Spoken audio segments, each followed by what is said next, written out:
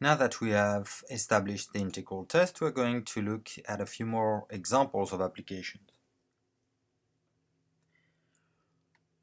So this integral test I'm referring to, and that we have established in the previous video, is that if you have a continuous non-negative and decreasing function on the interval from 1 to infinity, let's call that f, then the series, whose general term is f of n, is convergent if and only if the improper integral of the function on the interval 1 infinity converges. So that means the series converges whenever the integral converges, and if the integral diverges, the series diverges.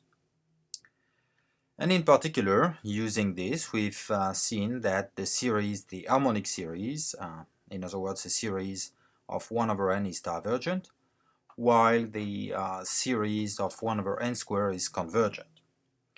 These are two examples of what we will call p-series, that is, series of general term 1 over n to the p, where p is a fixed exponent. So we can decide in general for a p-series whether it is convergent or divergent depending on p, because the function f of x equal 1 over x to the p is continuous, non-negative, and decreasing on the interval 1 infinity whenever p is positive. And for now, let's assume p is positive, because of course x to the p on the positive rails is going to be increasing if p is positive, and so the reciprocal is decreasing. And so that means that the integral test applies to the effect that our p-series is going to be convergent if and only if this improper integral is convergent. So by definition, the improper integral is the limit as t goes to infinity of the integral of 1 over x to the p over the interval from 1 to t. And the function we're integrating is really x to the negative p, which is continuous on that interval. So an antiderivative is x to the negative p plus 1 over negative p plus 1, which we're going to write x to the 1 minus p divided by 1 minus p, and we evaluate that between 1 and t. So we get t to the 1 minus p over 1 minus p plus, well, minus 1 over 1 minus p, which I write plus 1 over p minus 1. And we're looking at the limit as t goes to infinity. And the only part that depends on t is t to the 1 minus p. If 1 minus p is positive, in other words, if p is less than 1, then here we have a positive power of t. When t goes to infinity, this goes to infinity and it's divergent. We get a divergent integral. On the other hand, if this exponent 1 minus p is negative, in other words, if p is greater than 1, then we have a positive power of t at the bottom, and therefore this term is going to go to 0 and we get a convergent integral. So that means that under the assumption we've been working with, which is that p is not 1 and greater than 0, we found that the p-series, the series of 1 over n to the p, is convergent exactly when p is greater than 1. What about these two conditions? P greater than 0. Well, of course, if p was either 0, in which case we get the series whose general term is a constant sequence 1, and that is divergent. If it is negative, then we get the series of n to a positive power, and then the sequence of general term is going to go to infinity, and therefore the series is divergent. And then the case where p is 1, we get the harmonic series, which we have already proved to be divergent. So in other words, we can drop these conditions and get what we will call the p-series test, which tells us that a p-series is convergent exactly when p is greater than 1, and p can take any real value. So in particular, if for instance we consider the series of 1 over cubic root of n squared, this is in fact a p-series because cubic root of n squared can be written n to the 2/3. So it's a p-series for p equal 2/3, and that is less than or equal to 1 according to the p-series test. That means that the series is divergent. If I look at the second one, the series from 1 to infinity of 1 over square root of n cubed, this is again a p-series, because square root of n cubed can be written n to the 3/2. Therefore, it's a p-series for p equals 3/2, which is greater than 1. And so using the p-series test, we conclude that this series is convergent. So for p-series, we can quickly conclude whether it's convergent or divergent, simply looking at the exponent. Now, before we turn to the next video, we're going to look at a couple of other examples where we're using the integral test. And we want to decide the convergence of these two series. So we're going to start with a series from 1 to infinity of 1 over n squared plus 4. The function 1 over x squared plus 4 is continuous, positive, decreasing on 1 infinity, because the function x squared plus 4 is clearly increasing on the positive real, so its reciprocal is decreasing. And so the integral test applies to this case, and to decide whether the series is convergent or divergent, we only need to decide whether the improper integral of the function on the interval 1 infinity is convergent or divergent. So we're going to calculate this integral, and we know what to do because we're looking at the limit as t goes to infinity of the integral of the function from 1 to t, and an antiderivative of 1 over x squared plus 4 is simply 1/2 arctangent of x over 2. So we evaluate that between 1 and t. The value at t, 1/2 of arctangent t over 2, when t goes to infinity, goes to 1/2 arctangent at infinity is approaching pi over 2, and therefore in the limit we're going to get 1/2 of pi over 2 minus arctangent of 1/2.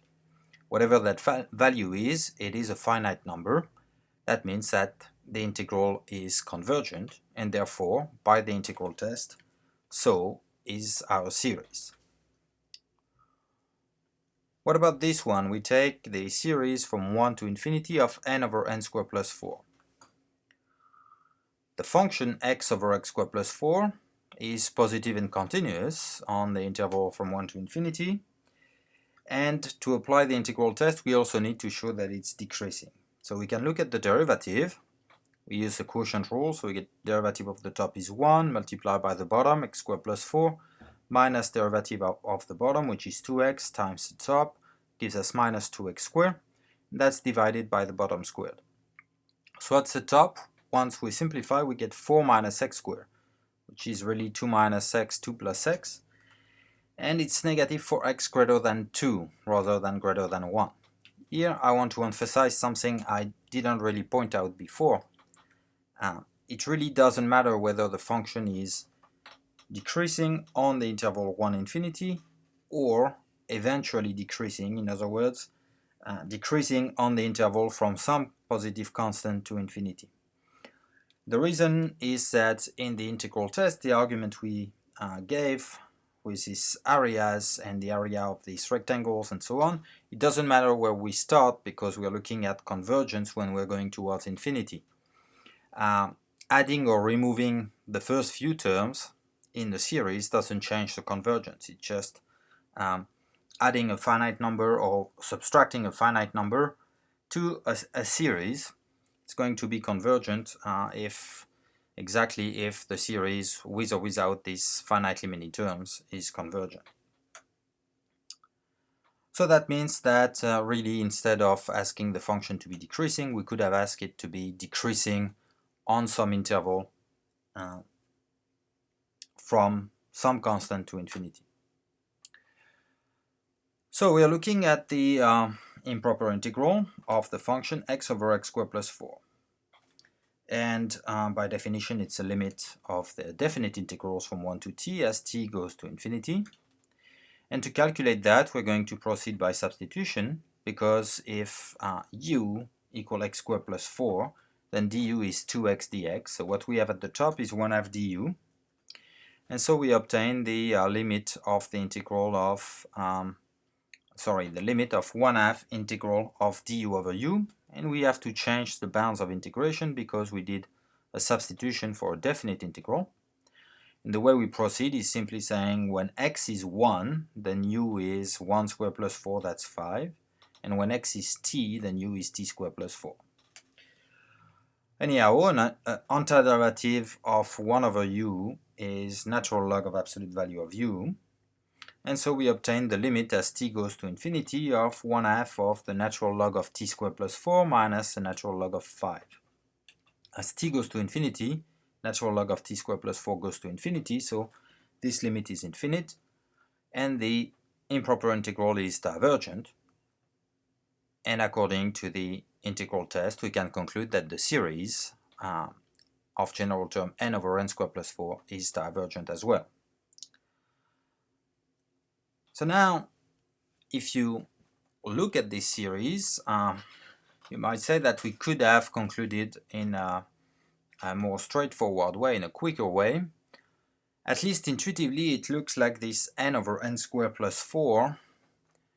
When we're looking at really what happens when n is large, this is what determines convergence or divergence. This adding 4 at the bottom really shouldn't change much to the behavior of the bottom n squared plus 4. This is just a question of where you start, but then what really drives the behavior is this n squared. So it is not counterintuitive to think that n over n squared plus 4 should really behave just like n over n squared. Whether we add 4 or not shouldn't be a big deal. And the series of n over n squared is really the series of 1 over n, the harmonic series, which we have proved to be divergent. Well, this is consistent with what we just have proved using the integral test. But of course, if we were able to say this is going to behave like the series of 1 over n, and the series of 1 over n is a divergent p-series, so this is divergent, this would be much quicker than having to calculate an improper integral. Similarly, if we look at the other example that we just worked on, we have 1 over n squared plus 4. The same argument applies. This plus 4 shouldn't be a big deal. It should really behave like the series of 1 over n squared, which is again a p-series for p greater than 1. So this is a convergent p-series. And here we indeed found a convergent series as well. So if we were able to say this ought to converge the same way as a series of 1 over n squared, which is a convergent p-series, so this is convergent, this would again be much quicker than calculating an improper integral. This type of reasoning is what we're going to be discussing when we discuss comparison later on in the same module. But for now, we're going to turn to the next video where we're not going to discuss comparison quite yet. We're going to discuss how to estimate the sum of a series that we have proved to be convergent using the integral test.